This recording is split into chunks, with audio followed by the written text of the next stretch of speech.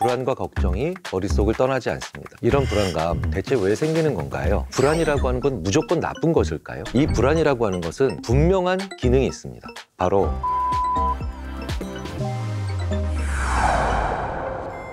당신의 심리 읽어드립니다. 안녕하세요. 저는 심리학자 김경일입니다. 요즘 팬데믹 시대에 정말 많은 걱정들을 하고 계시죠. 저 많이 불안해요. 이유 없이 화가 나요. 여러 가지 걱정으로 잠을 이루지 못합니다. 그런데 이런 여러 가지 걱정 중에 제일 많이 하시는 이야기는 불안입니다. 왜 불안은 우리를 더 힘들게 할까요?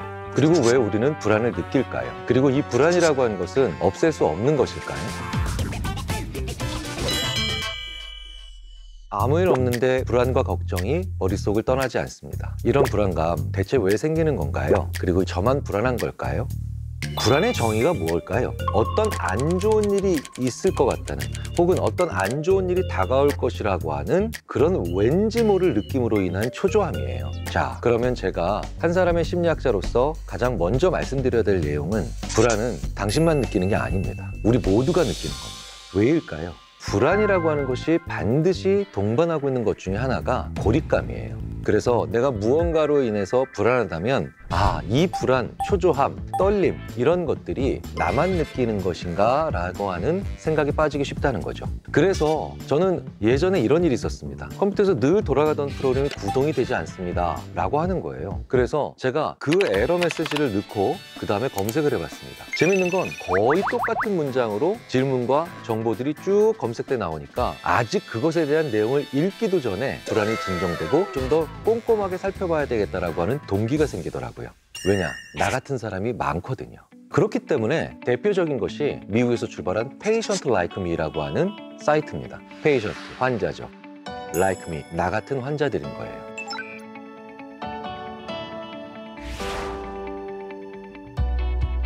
처음엔 특정한 한 질환으로부터 출발을 했지만 이제 이 Patient Like Me에 가면 정말 다양한 질환에 해당하는 분들이 나와 비슷한 증상들 혹은 나와 비슷한 치료의 과정들을 공유하면서 환자가 이 질병은 나만 겪는 고통이 아니구나, 그 자체만으로도 심리적인 힐링감을 같이 가지게 되는 경우를 볼 수가 있습니다. 자, 그렇다면 불안이라고 하는 건 무조건 나쁜 것일까요? 이 불안이라고 하는 것은 분명한 기능이 있습니다. 내일이 시험입니다. 그런데 아무 생각 없이 게임을 하고 있어요. 왜일까요? 불안하지 않기 때문입니다. 대학에서 학점이 좋은 학생들과 별로 좋지 않은 학생들을 비교해보면 근면성에서만 차이가 나는 게 아닙니다. 학점이 좋은 학생들이 그렇지 않은 학생들보다 불안이 적정한 수준으로 더 높습니다. 자, 그러니까 이 불안은 우리로 하여금 무언가를 하게 만들어주는 원동력이 될 수도 있다는 거죠. 그러니 불안을 없애야지 라고 하는 생각보다는 잘 지낼 생각을 하셔야 됩니다. 팬데믹 때 정말 많은 분들은 여러 가지 일들에 대해서 불안을 토로하시죠. 그리고 그분들과 직접 대화를 해보면 무엇에 대해서 불안해하고 있는데 그것에 대해서는 제대로 알고 있는 양은 의외로 굉장히 적더라는 거예요. 그러니까 이 불안을 적절하게 유지하게 만들고 나의 에너지를 좋은 곳에 쓰게 만들기 위한 무언가가 필요하겠죠. 바로 팩트. 내가 어떤 것에 대해서 정확한 사실을 모르고 있기 때문에 불안한 겁니다. 최근에 CNN의 한 앵커가 말이 안 되는 소식들로 사람들이 불안해하니까 오죽했으면 Fact First 이라고 하는 문장을 적힌 의상을 입고 출연을 했는데 이게 품절템이 됐을 정도니까요. 그만큼 우리 사회가 불안하다는 것은, 그리고 내가 불안해하고 있다는 것은 아주 객관적으로 표현하자면 사실을 잘 모르고 있다는 뜻입니다. 그래서 제가 늘 드리는 말씀이 불안은 사실로 해소되고 분노는 진실로 해소해야 된다고 말씀을 드리는 거죠. 그리고 우리를 불안하게 만드는 중요한 요소 중에 하나가 불평등입니다. 자, 어떤 게 불평등한 걸까요? 일본에서 많이 관찰됐던 사례들인데요. 별 문제가 없이 잘 살았던 부부인데 남편이 먼저 사망하고 난 다음에 부인의 행복의 정도, 삶의 질의 정도가 올라가더라는 거예요. 그래서 연구자들이 물어봅니다. 당신의 남편이 당신에게 잘 못했나요? 아니요, 평탄하게 살아왔습니다. 그런데 왜 남편이 먼저 사망하고 난 다음에 부인의 행복이 올라가는 이런 경우들이 다소 발생했냐는 겁니다. 면밀하게 연구를 해보면 바로 불평등한 관계였음을, 또 그걸 서로 모르고 있었다는 거죠. 불평등하다는 건요, 단순히 빵을 2개 먹고 다른 쪽은 4개를 먹는 것만 불평등한 게 아닙니다. 가장 큰 불평등은 서로 상의하지 않는 겁니다. 그리고 사실을 공유하지 않는다는 거죠. 내가 모르는 사이에 일어나는 일들에 대한 불평등으로 인한 불안의 요소가 더욱더 커질 수밖에 없다는 거죠. 그리고 이런 문화는 우리나라에서도 상당히 강한 편이라는 걸 우리가 부인할 수 없겠죠. 내가 실직을 했거나 집안에 금전적인 문제가 생겼습니다. 남편이 부인에게, 부모님이 자녀에게 잘 안 해왔던 일들입니다. 그런데 그것은 미덕일 수도 있고 따뜻한 배려일 수도 있겠지만 더 큰 불안을 만들어낼 수 있는 요소고요. 결국은 자기도 모르는 불안을 필요 이상으로 많이 느끼게 만들어주는 악순환이 될 수도 있다는 겁니다. 자, 그렇다면 어떻게 해야 될까요? 상의해야 됩니다. 그리고 이 상의의 재료는 지금 일어나고 있는 정확한 이야기들이죠. 그리고 또 다른 중요한 요인이 하나 있습니다. 불안이 많은 경우, 이럴 땐 내가 충분히 예측을 할 수 있도록 예고가 되어야 됩니다. 밤 10시까지 갈게 라고 얘기해주면 예고가 되고요. 그리고 이 예고되는 것은 사람들로 하여금 내가 훨씬 더 예측을 잘할 수 있다라는 마음의 시뮬레이션을 가능하게 합니다. 넌 그런 거 몰라도 돼. 그런 것까지는 알 필요 없어. 기업에서든 가정에서든 이런 얘기는 서로 하시면 안 됩니다. 이렇게 팬데믹 상황처럼 불안이 더 강하게 거의 모든 사람들을 지배하고 있을 때는 어떤 사람을 만나야 되겠냐는 겁니다. 결론부터 먼저 말씀드리자면 자기 감정에 솔직한 사람을 만나야 됩니다. 무슨 얘기냐? 저는 예전에 어떤 경기에 뛰기 전에 제가 불안해하고 있더니 친구가 야, 나도 불안하다 야. 이랬더니 저는 오히려 훨씬 힘이 되더라고요. 무슨 얘기냐? 불안을 없애고 싶다면, 불안을 많이 완화시키고 싶으시다면 일어난 사실뿐만 아니라 감정의 사실도 정확히 얘기해 줄 수 있는 사람을 만나야만 한다는 거예요. 긴장하지 마, 두려워하지 마 라고 하는 건 나의 긴장과 나의 두려움을 부인하는 일일 뿐 문제를 해결할 수 있는 경우는 거의 없죠. 그래서 저는 면접 과정에 심사위원으로 참여했을 때 긴장 푸세요, 불안해하지 마세요 이런 얘기 하지 맙니다. 팬데믹 시대입니다. 모든 사람들이 불안합니다. 그런데 마치 자기는 불안하지 않은 것처럼 이런 사람을 만나면 오히려 나의 불안은 더욱더 커질 수밖에 없다는 거죠. 잘 생각해 보십시오. 나의 상태를 보여줬는데 자기는 아니라고 하는 사람에게 과연 나의 불안에 대한 얘기를 할 수 있을까요? 할 수 없습니다.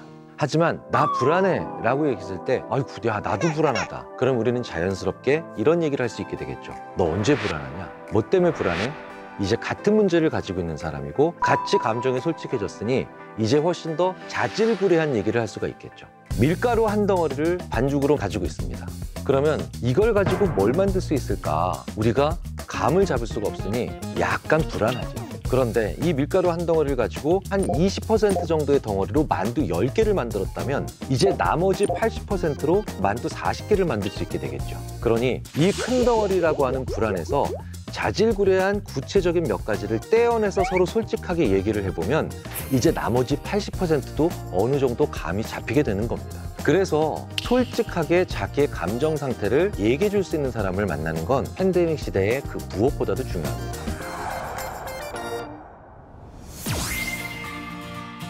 불안은 모두가 느끼는 감정입니다. 그리고 적당한 불안은 우리의 성장에 크게 도움이 된다는 것을 명심할 필요가 있습니다. 그래도 너무 불안해서 불안을 없애고 싶다면 누군가와 만나서 솔직한 대화를 통해서 내 불안 그리고 그의 불안을 정확하게 찾아내는 그런 지혜가 필요하죠. 적당한 수준의 불안은 아주 적당한 수준으로 가득 차 있는 자동차의 연료와 같은 거예요. 지금 불안하신가요? 그렇다면 내가 아직 살아 숨쉬기 때문입니다. 그러니 지금까지 말씀드린 심리학자들이 연구를 통해서 알아낸 그리고 실증해낸 몇 가지 방법을 통해서 나의 불안과 잘 지낼 수 있는 혹은 나의 불안을 잘 이용할 수 있는 그런 상황으로서 이 불안을 대하시는 것이 어떨까 싶습니다.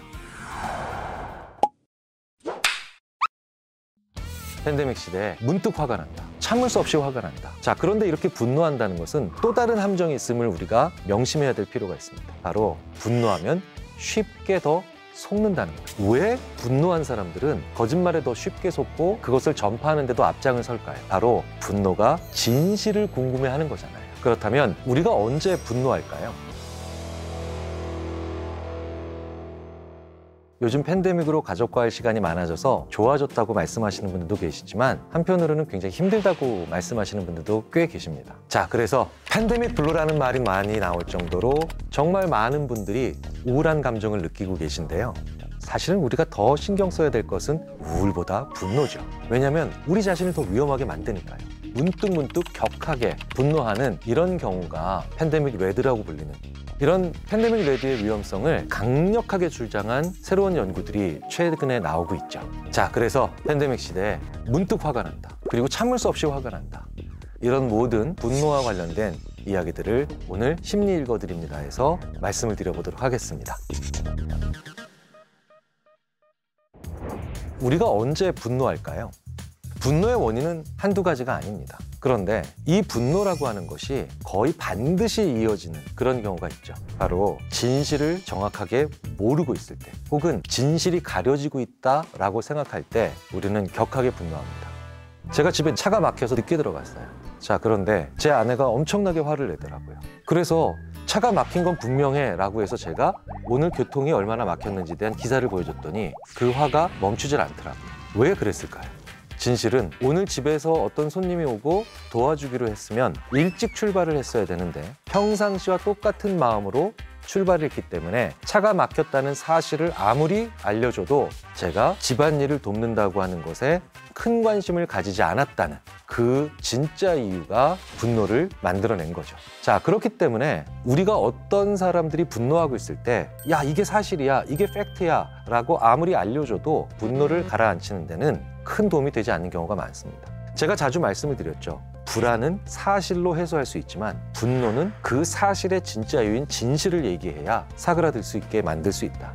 상대방이 분노하고 있다면 사실은 진짜 이유는 이것 때문이었어. 그걸 드러내놓고 사과를 한다든가 알려주는 것이 그 무엇보다도 중요하겠죠. 자, 그런데 이렇게 분노한다는 것은 또 다른 함정이 있음을 우리가 명심해야 될 필요가 있습니다. 바로 분노하면 쉽게 더 속는다는 거예요. 국내 연구진이 가짜뉴스를 언제 잘 맹신하는지 그걸 분석한 결과는 분노를 일반적인 사람들보다 더 많이 느끼는 사람들이 가짜뉴스를 더 잘 믿고 더 쉽게 퍼뜨린다라는 결과들이 나온다는 거죠. 왜 분노한 사람들은 거짓말에 더 쉽게 속고 그것을 전파하는 데도 앞장을 설까요? 바로 분노가 진실을 궁금해하는 거잖아요.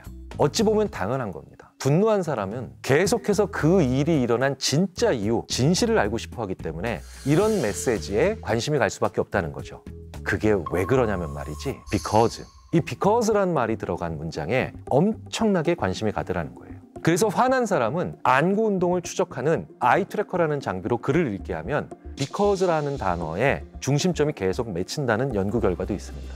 그러니까 그게 왜 그러냐면 말이지 라고 하는 그 다음 말이 무엇이 와도 쉽게 당할 수 있고 심지어는 그걸 믿는 것도 얼마든지 가능하다는 거죠.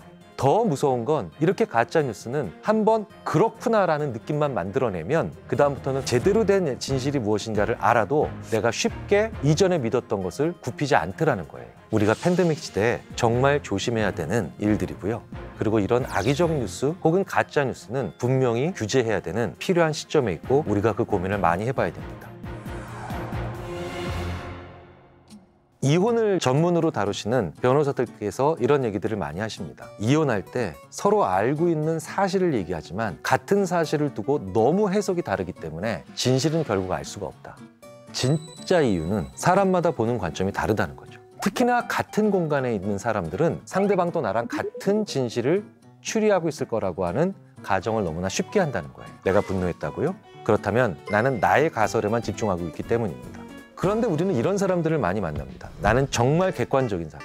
그래서 이런 사람들을 보면 더욱더 분노하기가 쉬워집니다. 왜? 나는 객관적이다라고 하는 얘기는 내가 본 진실은 타협의 여지가 없고 다른 각도로 해석될 여지가 없다라고 얘기하는 걸 전제로 하고 있기 때문이죠. 그렇기 때문에 나는 객관적이야 라고 하는 사람보다는 나와 다른 방식의 삶을 살고 있는 사람들을 보면서 그걸 쉽고 자연스럽게 받아들이는 사람을 보면서 나의 한 종류의 진실에 대한 가정을 쉽게 완화시킬 수가 있다는 겁니다. 일반적으로 근거가 명확한 분노를 느끼는 사람은 상대방이 나에게 어떤 피해를 미쳤는가를 명확하게 기술할 수 있습니다. 그리고 그 인과관계를 얘기할 수 있죠. 그런데 근거가 없는 분노를 느끼는 사람은 그 사람이 나한테 어떤 피해를 입혔느냐가 아니라 그 사람이 왜 나를 분노하게 만들었는가만 계속해서 얘기하는 거죠. 즉, 내가 없습니다. 근거가 취약한 분노를 느끼는 사람은 나를 보지 않는다는 거예요. 그렇다면 한 가지 방법이 있죠. 저는 가끔 써먹는 수법입니다. 저는 어떤 사람과 싸울 때 그 사람 뒤에 거울이 있는 상황을 굉장히 선호합니다. 왜냐하면 나를 같이 보기 위해서죠. 이렇게 자기를 보는 것으로 통해서 이제 내 분노를 좀 더 객관적으로 들여다볼 수 있는 그런 길이 있습니다. 자, 그렇다면 이렇게 분노가 치밀어 오를 때 거울 없이도 나를 보게 만드는 제일 좋은 방법은 뭘까요? 바로 걸어야 됩니다. 걷는다는 건 우리 인간에게 허락된 가장 좋은 치유의 방법이기도 하고, 그리고 내 분노를 들여다볼 수 있는, 나를 객관화시킬 수 있는 방법이기도 하죠. 인간의 인체는 참으로 신기하게도 걷게 되면 발바닥의 자극과 함께 편도체라는 곳이 약화되고 해마가 활성화됩니다. 편도체는 모든 종류의 안 좋은 감정을 느낄 때 활성화되는 거죠. 그런데 해마는 새로운 가설을 떠올릴 때 활성화되는 겁니다. 참으로 재밌게도 걸으면 편도체는 나는 좀 쉬어야 되겠다, 해마는 생각을 해야지, 활동을 시작해야지 이러고 나옵니다. 그런데 말씀드렸죠. 해마는 새로운 가설을 떠올리고 그것에 대해서 생각해보게 만드는 기능을 담당하고 있다고요. 그 사람이 나를 분노시켰고 그 이유는 이거다라고 했던 작은 원인 하나 혹은 수많은 원인 중에 하나를 100%로 만들지 않고 다른 이유에 대한 그런 가설을 나 스스로 떠올리고 검증해 볼 수 있는 가장 좋은 방법은 걷기입니다. 지금 알 수 없이 분노하시고 화가 나신다고요? 그러면 마스크를 쓰시고 한적한 곳을 찾아서 잠시라도 걸어보시기 바랍니다. 의외의 치유의 결과를 경험하실 수 있을 겁니다. 팬데믹 시대에서 어떻게 하면 일을 더 잘할 수 있을까? 인간은 의지력과 노력만으로 성공하거나 훌륭해지는 존재가 아닙니다. 핵심은 뇌를 살짝 속여야 된다는 겁니다.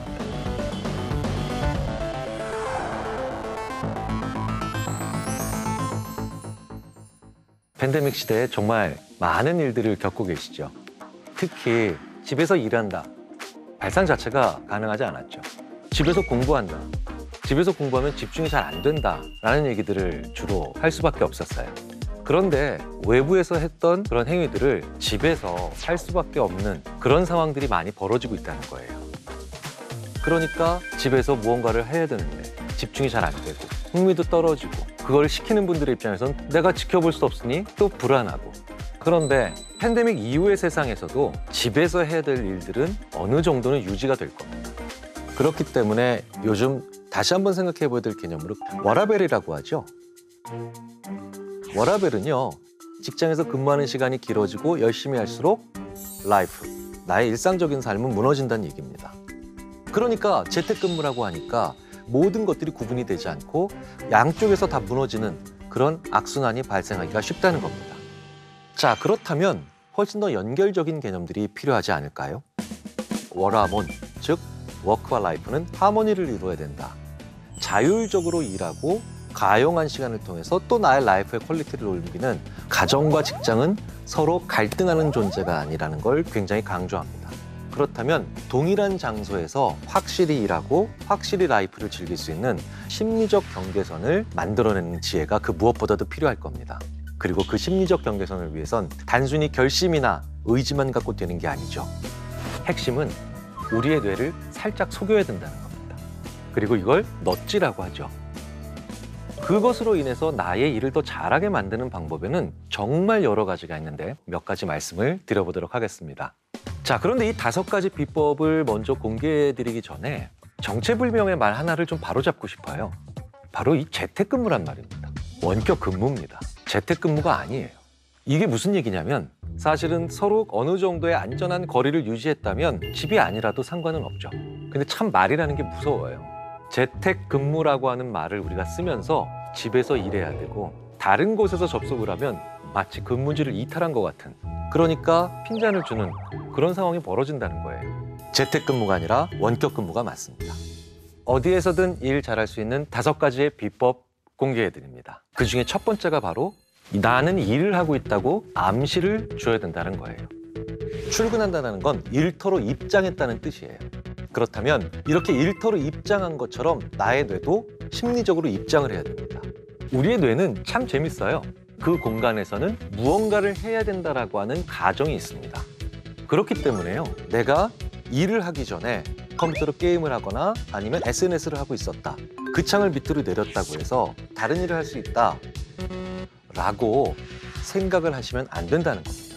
완전히 프로그램을 종료하시고 잠시라도 방 바깥으로 나가셔야 돼요. 그리고 다시 들어오셔야 이제 일을 하실 준비가 된다는 겁니다. 심지어 그렇게 나갔다가 들어오면서 회사에서 쓰던 아이디 카드를 장난삼아 긁고 들어갑니다. 말도 안 되는 것 같으시죠? 하지만 이런 가벼운 행동 몇 가지가 우리 뇌에게 아주 긍정적인 착각적 암시를 줍니다. 바로 나는 일터로 입장하고 있다는 거죠. 두 번째로 원격 근무에 중요한 포인트가 있습니다. 자세입니다. 우리가 자세를 바로 해 이런 얘기하죠. 어떨 때 이런 얘기하나요? 내 얘기에 경청하게 만들 때 이렇게 얘기합니다. 자세가 왜 중요하냐면요. 바로 인간의 몸과 마음이 일치되어 있기 때문입니다. 자, 그렇다면 나의 원격 근무 자세는 어떤지 한번 찍어볼 필요가 있겠죠. 직장에서의 자세와 얼마나 다른가. 일단 다리 하나가 위로 올라가 있어요. 자세부터 먼저 바로 하자는 거죠. 그래서 저는 중요한 글을 읽을 땐 차렷 자세와 같은 약간의 긴장감을 유발하는 자세를 취하고 읽게 되죠. 그런데 저는 반대로요. 이거를 볼 때 내가 좀 느슨한 마음이 필요하겠다. 소파에 가서 거의 눕다시피 합니다. 하지만 직장에선 그렇게 할 수가 없죠. 그런데 오히려 그걸 할 수 있다는 거죠. 그래서 저는 홈 오피스룸도 우리가 생각을 해봐야 된다는 거예요. 집이라는 곳에서 일해야 될 때 어떻게 옷을 입어야 되는가? 똑같이 입어야만 할까요? 혹은 집에서 입는 것처럼 그냥 아주 편한 옷을 입어야 될까요? 온라인 회의를 할 때 상의는 신경을 쓰죠. 남들에게 보이는 내 모습 때문입니다. 하지만 참으로 재밌게도 나의 몸은 하의에 더 많은 신경을 씁니다. 내가 청바지를 입고 있다면 나는 어딘가에 놀러 가고 싶은 거고요.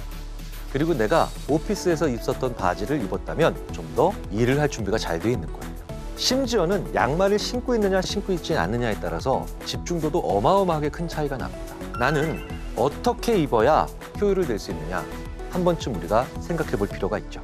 세 번째, 화면을 향한 나의 눈의 각도를 조절하는 겁니다. 이 각도는 자세와도 상당 부분 연동이 되죠. 그리고 우리는 이 각도를 실제로 내가 일하는 일터에서 무의식 중에 잘 맞춰왔었어요. 어떤 내용을 전반적인 개요를 파악하기 원하신다면 내가 내려다보면서 봐야 된다는 거예요. 반대로 구체적인 내용을 보고 싶다면 자세를 낮춰서 올려다 봐야 된다는 거죠. 수많은 연구들에서 이 효과가 증명이 됩니다. 그렇기 때문에 각도나 자세나 위치를 바꿀 수 있는 제품에 우리가 많은 돈을 지불한다는 겁니다. 그게 중요하다는 것을 알고 있다는 뜻이에요.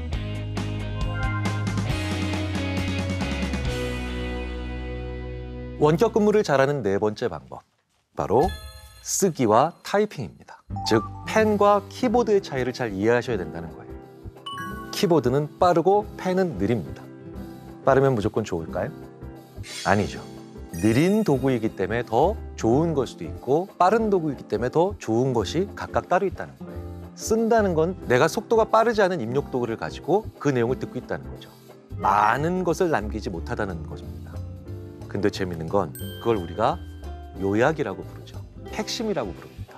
같은 브리핑을 들을 때 펜을 들고 있는 사람은 핵심을 적기가 유리해집니다. 하지만 핵심이 언제나 중요한 건 아니죠. 자질구레한 내용까지도 많이 남겨서 그때 이런 게 있었네? 그런데 지금 이와 비슷한 생각을 하고 있네? 연결하고 새로운 아이디어를 만들 땐 키보드로 정리된 내용이 더 유리하다는 겁니다. 자, 그렇다면 나는 이 회의에서 핵심으로 갈 것인가? 이후에 새로운 아이디어를 위한 근거를 많이 남기는 것으로 갈 것인가? 한 번쯤 고민해 보시는 건 어떨까요? 다섯 번째, 중요한 포인트가 있습니다. 녹음해야 된다는 거예요. 사실은 이건 원격 근무이기 때문에 가지고 있는 장점이기도 합니다. 왜냐? 우리가 오프라인 회의할 때 회의 끝나고 나와서 야, 그때 그 사람 무슨 얘기했지? 이 얘기 무슨 얘기야? 저도 느끼지만 나중에 슬쩍을 펼쳐봤을 땐 글은 많은데 무슨 얘기인지 하나도 모르겠더라고요. 글은 한 번 거쳐간 내 생각의 기록입니다. 하지만 말은 나의 정서나 느낌, 평가를 완전히 기록해 놓고 있습니다. 그런데 온라인 회의에서 얼마든지 녹음할 수 있죠. 이제 나만의 생생한 기록들을 잘 활용할 수 있다는 거예요. 소리로 내서 얘기하고요. 계속해서 녹음하고 나중에 그걸 들어보면 신기하게도 거의 모든 것들이 복원되고 요약됩니다. 자, 그렇다면 어떠한 자세, 위치, 각도, 키보드와 펜, 이 모든 것들이 바로 뭘까요? 미세한 차이를 몸이 잘 반영해서 우리의 생각에 입력하고 있다는 거예요. 그러니 이건 우리가 섬세한 존재이기 때문이라고 이해를 하셔야 될 겁니다. 자, 그런데 여러 가지 기법들을 통해서 우리가 결국 무엇을 추구해야 되는 걸까요? 바로 자율성입니다. 스스로 일하고 역동적으로 연결하는 거죠. 자, 그렇다면 이제 마지막으로 우리가 필요한 것들이 있습니다.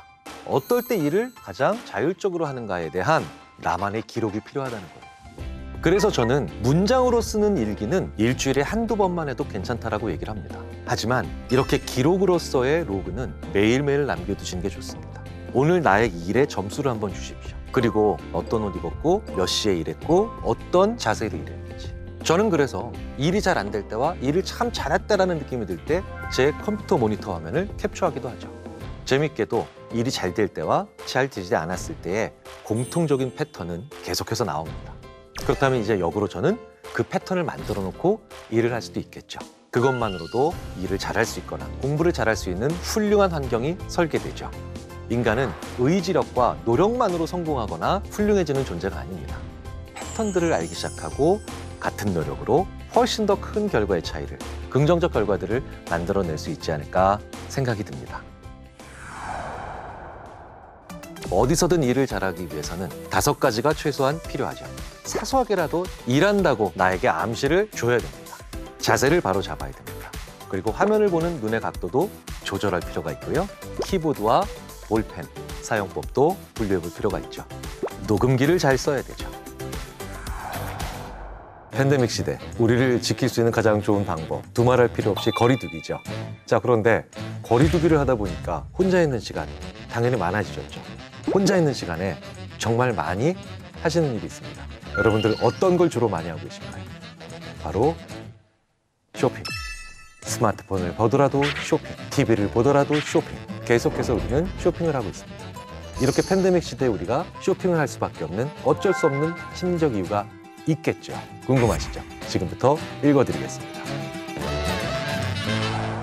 작년 블랙 프라이데이 때 대형 TV들이 물류창고에 줄지어 섰던 모습 기억하실 겁니다. 실제로 2020년 해외 온라인 쇼핑은 전년 대비 무려 48%가 증가했다고 하죠. 지금 이 영상을 보고 계시면서도 한쪽 창에 쇼핑을 하고 있는 분도 계실 거예요. 뜨끔하셨나요? 괜찮습니다. 그런 정도로 많은 분들이 이 팬데믹 시대에 쇼핑 행태에 대해서 걱정도 하시고 짜증도 내시며 심지어는 자기 자신에 대해서 안 좋은 생각도 많이 하고 계시는 게 엄연한 현실이니까요. 저는 이걸 쇼핑 중독이라는 표현을 쓰기는 싫습니다. 쇼핑 중독이라기보단 쇼핑 과몰입이 더 맞는 표현 같아요. 중독이라고 하는 것은 내성이라든가 금단 증상이라든가 이런 것들이 반드시 동반돼야 됩니다. 우리는 쇼핑을 하지 않아도 괴롭지 않을 방법이 얼마든지 있기 때문에 우리가 쇼핑에 과도하게 몰입하고 있다. 과몰입이라는 표현이 더 적절한 것 같습니다. 그럼 우리는 언제 과몰입되기 쉬울까요? 바로 우울할 때입니다. 자, 실제로 이걸 연구한 논문이 있습니다. 사이콜로지컬 사이언스라고 하는 저널에서 신시아 크라이더라고 하는 연구자가 우리가 언제 쇼핑에 과몰입되기 쉬운가를 잘 보여주는 그런 연구를 했죠. 새드 이벤트, 별로 안 좋은 상황이 벌어지죠. 그렇게 되면 나의 자존감은 떨어질 겁니다. 그러면 당연히 이걸 끌어올리고 싶은 욕구가 발생할 겁니다. 무너졌던 나의 자존감 혹은 떨어진 나의 자아의식을 끌어올리는 방법 중에 하나가 바로 뭡니까? 무언가를 소유하는 거죠. 왜겠어요? 소유의 반대가 뺏기는 거죠. 뺏긴다라는 것이 바로 나의 자아가 떨어진다는 것이고, 그러니 반대인 무언가를 다시 가져온다라는 것은 나의 자아를 상승시키는 방법이라는 걸 우리 뇌가 잘 알고 있다는 거예요. 그래서 울적한 사람은 어떻게든 무언가를 가짐으로 인해서 그 떨어진 자아를 올리고자 하는 욕구를 자연스럽게 가지게 됩니다. 그리고 더욱 여기서 중요한 건 즉각적으로, 아, 나 우울해. 즉각적으로 재빨리 나를 끌어올리고 싶겠죠. 그래서 우리 뇌는 유혹을 받는 거죠. 우울해? 가지자. 가장 빠른 방법인 무언가를 소유한다는 게 바로 어떤 행동으로 이어지게 됩니까? 바로 쇼핑이죠. 어떻게든 무언가를 가짐으로 인해서 나의 우울로부터 빠져나오게 만드는 건 그 사람이 이상해서가 아니라 우리 인간이 가지고 있는 의외로 보편적인 본성에 가깝다는 겁니다. 하지만 문제는 이럴 때 내가 가지려고 하는 물건은 내가 좋아하는 물건 혹은 나만의 개성을 잘 살릴 수 있는 물건이 아닐 가능성이 크다는 거예요. 우리 인간이 무언가 안 좋은 상태로부터 벗어나고 싶다라고 하는 생각이 가질 때 이 두 종류의 물건 중에 어떤 물건이 더 눈에 들어오기가 쉬울까요? A. 다른 사람들은 가지고 있는데 나만 안 가지고 있는 물건. 다른 사람들은 좋아하지 않아도 나는 정말 좋아하는 물건. B. 안 좋은 상태로부터 빠져나오고 싶은 나의 욕구에 더 잘 부합되는 형태는 당연히 A가 아니겠습니까? 그래서 저는 다른 교수님 연구실에는 다 있는 노트북 받침대를 샀는데 생각해보니 저는 노트북을 안 씁니다. 저는 그 인터넷 쇼핑몰의 VVIP가 됐고요. 자, 그렇다면 이걸 어떻게 해석해야 될까요? 그리고 이 문제에 대해서 어떻게 대처할 수 있을까요? 바로 아까 그 그림에 힌트가 있습니다. 우울한 상황, 떨어지는 자아의식, 끌어올리고 싶은 욕구, 그리고 그때 그걸 가장 즉각적으로 만족시켜주는 쇼핑.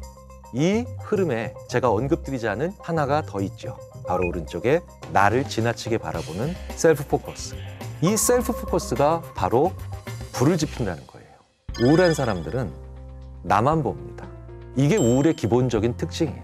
화가 난 사람은 상대방만 봅니다. 그렇기 때문에 화난 사람은 거울을 보게 하면 화낸 자기의 모습을 보면서 아, 내가 이렇게 비상식적인 모습을 보이구나 라고 하면서 화를 진정시킬 수 있어요.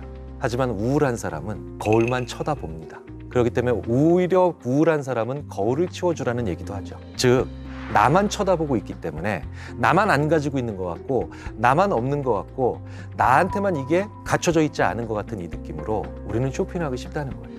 자, 그렇다면 그들은 가지고 있고 나만 안 가지고 있는 물건, 결국은 나한테 크게 필요하지 않은 물건을 계속해서 사는 이 쇼핑 과몰입으로부터 벗어나는 가장 좋은 방법은 뭐겠습니까? 내 주위에 다른 사람을 대동시키는 거예요. 온라인 쇼핑으로 사람들이 쇼핑 과몰입이 일어나는 이유도 마찬가지입니다. 내 주위에 아무도 없기 때문이에요. 분명히 온라인 쇼핑은 편리합니다. 하지만 팬데믹 시대의 우울감으로 인한 쇼핑 과몰입을 막기 위해서는 그 물건을 사기 전에 누군가와 잠시라도 대화를 해봐야 됩니다. 그들은 셀프 포커스에서 벗어나게 만들어줄 가능성이 크죠. 나와는 다른 생각을 가지고 있는 사람들을 좀 더 만나고 난 다음에 그 쇼핑에 한번 다시 들어가 보는 겁니다. 그렇다면 나를 바라보고 있는 생각을 잠시 빼내서 다른 사람들을 바라보게 만드는, 혹은 그 물건을 다른 각도로 바라보게 만들 수 있는 안전장치가 될 수 있죠. 쇼핑 과몰입으로부터 벗어나기 위한 또 다른 방법, 새로운 보상 도구를 만드시면 됩니다. 결국은 이 쇼핑이라는 것을 통해 내가 획득한 물건, 소유한 물건을 통해서 나를 끌어올리고 싶은 얘기죠. 그러니까 일종의 나한테 보상하고 싶기 때문에 우리는 쇼핑 과몰입이 일어나게 되는 거죠. 실제로도 야, 너 오늘 나한테 뭔가 칭찬해줘야 돼. 나 오늘 나한테 무언가 보상해야 돼. 라고 하면서 우리는 쇼핑을 하잖아요. 참 인간은 재밌게도 그 마음의 배고픔을 물건이나 제품으로 채우려고 한다는 거죠. 하지만 이 마음의 허기 혹은 마음의 배고픔을 전혀 다른 방법으로 채울 수 있는 길도 얼마든지 있다는 거죠. 바로 다른 사람에게 친절을 베풀고 고맙다는 얘기를 내가 듣는 겁니다. 실제로 그것만으로도 마음의 허기는 엄청나게 채워진다는 거죠. 제가 아는 어떤 교수님은요, 이런 욕심이 생길 때마다 평상시에 답장을 못했던 학생들로부터 온 수많은 이메일에 일일이 그날 답장을 하신답니다. 미처 답을 못했던 학생들 혹은 다른 사람들의 이메일에 친절하게 답변을 쭉 하시면 그날 저녁에 감사합니다, 잊지 않으셨군요 라고 하면서 나에게 고마움을 표시하는 이메일이 10개 혹은 20개가 되돌아오죠. 그 교수님은 배가 부릅니다. 마음의 배가 부른 거죠. 이 이야기는 사실은 우리가 마음의 허기를 물질로도 채울 수 있지만 여전히 다른 마음으로도 채울 수 있다는 것을 의미합니다. 신기하게도 감사하다는 얘기를 많이 듣고 고맙다는 얘기를 많이 들은 분들은 자기의 쇼핑 욕구를 혹은 그 외에 다른 무엇인가를 계속해서 소유하고자 하는 욕구를 잘 조율할 수 있다는 것이 대부분의 심리학 연구에서 안정적으로 관찰되는 결과입니다. 정말 그럼에도 불구하고 이 모든 방법들이 효과가 없으시다고요? 한 가지 방법이 더 있습니다. 그러면 라면을 드세요. 왜? 라면 먹으면 배불러요. 실제로 쇼핑센터에 가면요, 중간중간에 사람들이 쉴 수 있게 만들어주고 가볍게 요기할 수 있게 만들어줍니다. 이건 배부르게 만들기 위해서가 아닙니다. 지치면 결정을 못 내리기 때문이죠. 근데 참으로 신기하게도 배부르지 않게 어느 정도의 허기만 달래줄 정도로 스낵 코너들이 중간중간에 있죠. 왜? 거기서 갈비찜을 먹으면 이제 체력이 완전히 떨어진 게 아니라 완전한 포만감을 느껴서 카트라고 하는 그 빈 공간에 아무것도 담지 않을 수가 있거든요. 자, 그렇다면 역이용할 수도 있죠. 내가 무언가 지름신이 왔다고요? 지금 라면을 드셔야 됩니다.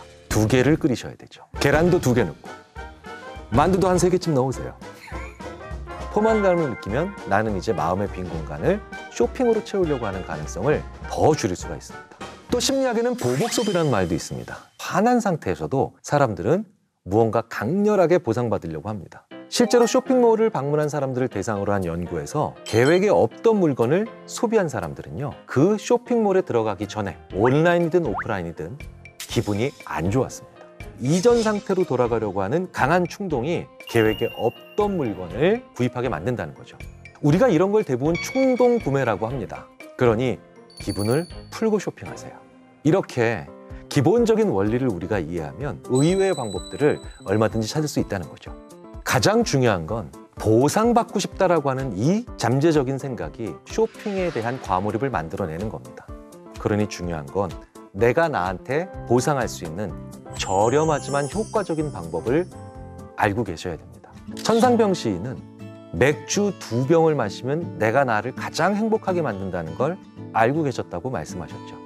저도 맥주 2캔을 마시면 만족스럽더라고요. 저는 제 인생에서 처음으로 지난 1년 동안 혼자 있는 시간이 많았습니다. 그 전까지는 계속해서 수많은 사람들과 하루에 맥주를 5000cc를 마셔도 어디까지가 좋은지 알 방법이 없었습니다. 그런데 저 혼자 있는 이 시간에 저는 어느 날 심심해서 맥주 한 캔을 딱 타고 마셔봅니다. 굉장히 신기한 경험을 합니다. 맥주가 이런 맛이었구나. 팬데믹 시대는 우리로 하여금 갇혀있게 만들고 그리고 우리로 하여금 외롭게만 만드는 게 아닙니다. 나 혼자 있기 때문에 우울로 갈 수도 있겠지만 나 혼자 있기 때문에 내가 무언가를 좋아하며 그 좋아하는 거를 어느 정도까지 가져야 제일 만족스러운가도 같이 발견할 수 있는 절호의 기회이기도 하죠. 한 번쯤 생각해 보세요. 나는 무엇을 얼마만큼 섭취하거나 소비하거나 아니면 가져야 행복한 사람인가? 팬데믹 시대의 우울감으로 인한 쇼핑 과몰입을 막기 위해서는 그 물건을 사기 전에 누군가와 잠시라도 대화를 해봐야 됩니다. 새로운 보상 도구를 만드시면 됩니다. 한 가지 방법이 더 있습니다. 라면을 드세요. 맥주를 먹을 때 이렇게 씹으면 맛있구나. 쥐포를 약간 뜯어서 입에 넣어보죠. 그리고 땅콩 2개를 다시 씹어봅니다. 라면을 드셔야 됩니다. 2개를 끓이셔야 되죠. 계란도 2개 넣고 만두도 한 3개쯤 넣으세요. 자, 라면은 2개 먹어야지 원래. 상실감과 불편함의 차이는 뭘까요? 해결법도 정반대인 거죠. 나의 감정을 아는 것이 왜 중요한지 말씀을 드리겠습니다.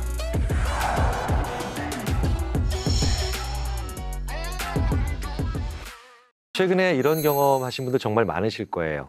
공연이 취소된다든가 모임이 취소된다든가 인생에 한 번뿐인 입학식 혹은 졸업식이 취소되거나 아니면 축소돼서 갈 수 없는 그런 상황들 속상하시고 아쉬울 때가 한두 번도 아니죠. 그래서 이런 말씀을 많이 하세요. 예전과 달리 요즘은 이걸 못해서 많이 불편하다고. 그런데 사실은 이 불편하다는 표현에 2가지 뜻이 상반된 의미로 담겨져 있습니다. 바로 불편함과 상실감이에요. 정말 이것 때문에 너무 힘들어, 불편해 라고 얘기를 하지만 실제로 이 2가지로 힘들고 어려운 겁니다. 그런데 우리가 한 단어로 묻기 때문에 다르게 대처해야 됨에도 불구하고 같은 방법으로 대처해서 문제를 해결하지 못하거나 다음 어려움으로 이어지는 경우들이 있다는 거죠. 불편함은 일어나면 안 되는 일이 지금 나한테 일어나고 있을 때 그렇게 해서 느끼는 게 불편함입니다. 그래서 불편함이라고 하는 건 제거를 해야 없어지는 감정입니다. 예를 들어 볼까요? 가장 대표적인 게 바로 신발 안에 들어가 있는 작은 돌이에요. 아주 작은 거죠. 그런데요, 그 돌이 계속해서 불편해지기 시작하면서 돌에 대한 생각만 나기 시작합니다. 불편함이 바로 이런 겁니다. 작은 일이라 하더라도 그게 계속해서 일어나고 있다면 다른 어떤 일이나 다른 어떤 생각을 하는데도 쉽게 에너지를 쓰기가 어려워지죠. 그런데요, 상실감은 좀 다르죠. 상실감은 내가 좋아하는 무언가를 잃은 거죠. 빼앗긴 겁니다. 내가 많이 좋아하는 것들을, 더 중요하게는 사람을 잃을 때 상실감을 느낍니다. 팬데믹으로 인해서 어려움을 토로하는 것들의 상당수는 사실은 거의 절반 이상은 상실감입니다. 저도 친구들을 굉장히 좋아하거든요. 밤 11시, 12시 좀 늦게 일정이 끝난 날 친구들과 함께 잠시 한잔하면서 이야기하는 걸 굉장히 좋아하는데요. 팬데믹은 그 모든 것을 불가능하게 만들었죠. 우리는 좋아하는 시간들을 잃어버렸죠. 친구들을 자주 안 본다는 게 저에게 그 무엇보다도 큰 상실감입니다. 이제는 일을 마치고 돌아가는 시간이 즐겁다라기보다는 활기가 없어지고 기다려지지 않는, 그러니까 이건 불편함이라기보단 상실감이죠. 자, 그렇다면 잃었다라고 하는 감정은 어떤 식으로 해결이 될까요? 불편함과 정반대죠. 내가 어떤 식으로든 좋아하는 걸 찾아서 채워야 된다는 거예요. 불편함은 제거해야 하고 상실감은 제거가 아니라 다시 채워야 되는 행위를 통해서 우리가 다독일 수 있는 감정이죠.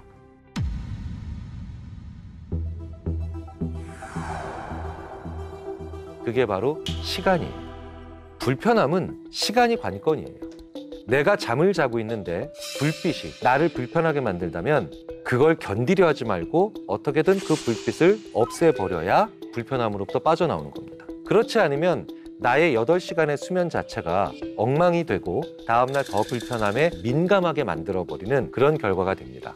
원래 인간에게 안 좋은 것으로부터 벗어나고자 하는 회피 동기와 좋아하는 걸 가지고 싶어하는 접근 동기가 있는데 이 회피 동기는 접근 동기보다 더 빠른 시간 안에 문제를 해결하기 위한 욕구이자 동기라고 심리학자들이 얘기하죠. 그래서 아무리 좋은 해결 방식이라도 해도 긴 시간이 지난 다음에 그 해결책이 온다는 건 불편함에 있어서는 거의 효과적이지 않습니다. 자, 그러니 불편해하는 상대방에게는요, 빠른 시간 내에 우선적으로 이 문제를 해결해 드리겠다. 이게 가장 위안이 되는 메시지예요. 하지만 상실감을 느끼고 있다는 건 속도를 너무 빨리 내려고 할 때 내가 더 큰 실수를 하게 될 가능성이 큽니다. 예를 들어 볼까요? 제가 이런 친구를 본 적이 있습니다. 열렬히 사랑하는 사이였는데 헤어졌어요. 정말 속상해하고 괴로워했는데 그 다음날 저한테 바로 전화해서 소개팅을 잡아달라고 해요. 아니, 어떻게 그 다음날 소개팅을 사랑은 사랑으로 채우는 거예요.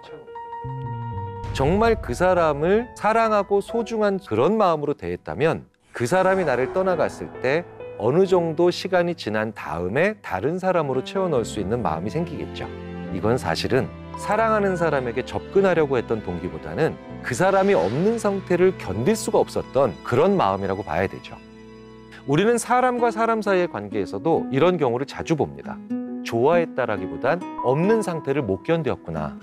그래서 그 상대방을 굉장히 부담스럽게 만들거나 오히려 그 관계가 좋은 관계로 발전하지 못하게 될 수도 있겠죠. 그러니까 내가 상실감으로 힘들어한다면 천천히 차근차근히 좋아하는 것으로 채워 넣어야 됩니다. 인간이 사랑할 수 있는 것은 정말 많습니다. 일시에 채워나가는 게 아니라 조금씩 채워나가야 되는 그런 지혜가 필요합니다. 그렇다면 불편한 것과 상실감, 이 두 가지의 구분이 무엇보다도 중요합니다. 하지만 불편함과 상실감은 종종 착각되죠. 그렇게 이상한 일은 아닙니다. 왜냐? 우리 인간은 내가 지금 어떤 욕구가 있다는 걸 압니다. 문제는 그게 뭔지를 정확히는 잘 모른다는 거예요. 뭘 해야 되는지는 잘 모른다는 거예요. 그래서 강한 욕구를 가지고 있는 걸 알지만 정확하게 실체가 뭔지를 모르니 쇼핑욕이 되는 거죠. 사랑하는 사람을 잃었다고 술과 음식을 계속해서 채워넣는 폭식이나 폭음도 마찬가지죠. 이게 바로 전형적으로 뭔가요? 불편함과 상실감을 구별하지 못하는 상황으로 들어간다는 겁니다. 물론 상실감은 1차적으로는 불편함도 상당 부분 포함하고 있는 것은 분명해 보입니다. 상실감으로 힘들어도 이것으로 인한 1차적 불편감은 있기 때문이죠. 어딘가를 물리적으로 다쳐서 고통을 느낄 때와 사랑하는 사람을 잃었을 때, 누군가와 갈등을 겪고 있을 때 우리의 뇌가 거의 같은 곳이 작동을 하더라는 거죠. 그래서 사랑하는 사람과 헤어졌을 때도 일단 잘 먹고 잘 자야 된다. 굉장히 중요한 즉각적인 조치입니다. 하지만 그건 1차적으로 중요한 조치이지 상실감이라고 하는 건 근본적인 나의 행동들을 필요로 한다는 겁니다. 자, 그렇다면 내가 지금 겪고 있는 게 상실감일까요? 불편감일까요? 우리가 느끼는 감정의 종류가 뭐고 그것이 얼마만큼 나를 힘들게 하는 것인가를 느끼기 위해선 잠시 멈출 필요가 있다는 거예요. 그 멈춤의 가장 중요한 게 말입니다. 말을 잠시 멈춰야 돼요. 자, 생각해 보십시오. 제 아내에 대한 불편함을 친구에게 토로하기 시작합니다. 제가 무언가 컴퓨터를 하고 있는데 밥 먹어, 여보. 그게 좀 쌓여서 그 스트레스를 얘기하고 있는데 그 친구가 저한테 호응을 잘해주다 보니 제가 느끼는 불편함을 점점 더 정당화시키기 위해서 살을 붙이고 있더라고요. 무슨 얘기입니까? 증폭된다는 거죠. 그리고 불편함, 상실감 이런 것들은 상대방만 보입니다. 그래서 1시간쯤 지났더니 제 아내가 악마가 되어 있습니다. 그냥 뒷담화를 한 거예요. 그러니 내가 잠시라도 혼자 있으면서 말을 멈춰야만 그 불편함을 주는 상대방, 상실감의 대상이 됐던 상대방에 대해서 내가 정확히 볼 수 있게 됩니다. 그렇지 않고 즉시적으로 누군가와 함께 말을 하게 되면 그 과정에서 내 불편함과 상실감이 증폭돼요. 말이라고 하는 것이 되게 독특하죠. 토리 히긴스라고 하는 심리학자는 아주 중요한 말을 한 적이 있습니다. Saying is believing. 말하는 것을 믿는다는 거예요. 우리는 믿을 만한 것을 이야기하고 그것에 대해서 논의하는 것 같지만 말한 것을 믿는다는 거예요. 허언증이라고 하죠. 거짓말을 계속하는 사람들의 특징을 보면 그 말을 계속하는 과정에서 본인도 믿어버린다는 거예요. 정말 인간은 말하면 믿거든요. 그래서 심리학자들은 잠시만이라도 멈춰서 말을 아껴보시라고 말씀을 드리는 겁니다. 감정을 제대로 알지 못하면 제대로 된 해결법을 찾을 수 없습니다. 제대로 볼 수 있다면 우리는 훨씬 더 원만하게 살 수 있고 어려운 일들과 상실감을 만들어내는 일들로부터 지혜롭게 빠져나올 수도 있다는 거예요. 팬데믹 때문에 지금 어떤 감정을 느끼고 계신가요? 감정을 잘 모르겠을 때에는 잠시 멈추세요. 상실감과 불편함의 다른 해결법. 불편함은 바로 제거해야 하고 상실감은 천천히 채워야 합니다. 내 감정을 나도 모를 때는 멈춤이 필요합니다. 잠시 말을 하지 않는 시간이 필요하다는 거죠. 군대에서 훈련받을 때 전투화 밑에 정말 작은 돌 하나 들어가 있었거든요.